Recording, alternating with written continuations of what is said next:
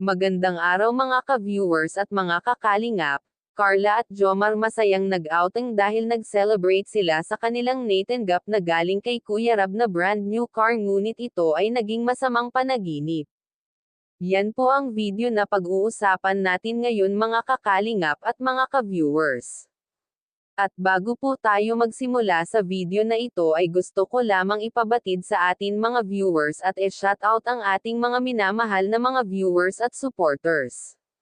Dahil nga sa sobrang saya ng jump car ay nag-celebrate ito, naligo sila.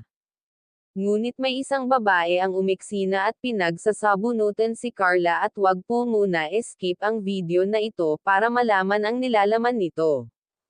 Kung sino itong babae, tara at alamin. Ito daw ay ang babaeng nauna sa buhay ni Jomar. At kung makikita natin sa picture ay nagsasabunutan sila.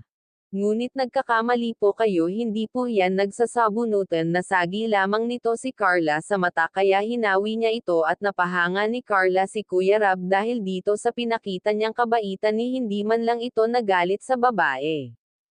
Sa halip ay kinausap niya ng Mason Sinon, mabait talaga di Carla dahil kaya nitong sabayan ang ugali ng kanyang kasama para sa kanyang kinabukasan kahit na nag-aaral pa ito ay kaya nitong pagsabayin ang kanyang pag-aaral at ang paghahanap buhay para lang may baon silang magkakapatid sa eskwelahan. Marunong na ito sa buhay, kaya persigido ito na makapagtapos ng pag-aaral para maiahon niya sa kahirapan ang mga magulang. Ito talaga ang nagpaluha sa lahat, kaya ito ang hamatak sa views sa araw ng kanyang debut at talagang tago sa puso ang mga sinabi ni Carla at ramdam natin ang mga sinasabi nito galing sa puso. At hindi niya talaga nakalimutan lahat pasalamatan ng tumulong sa kanya, lalo na si Kuya Val, sina Kuya Rab at Ate Jack.